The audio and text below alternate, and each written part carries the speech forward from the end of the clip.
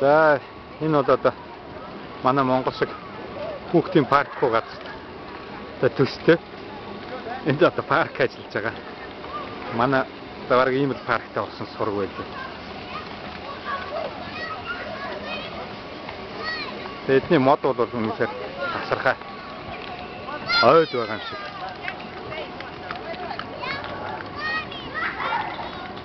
Энэ асфальтын зам бол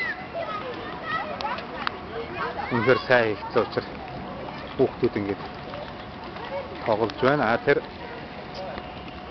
цаана харагдж байгаа байшин бол шатрын клуб. Тэнд шатар тоглодог хүмүүс. Тэнд бол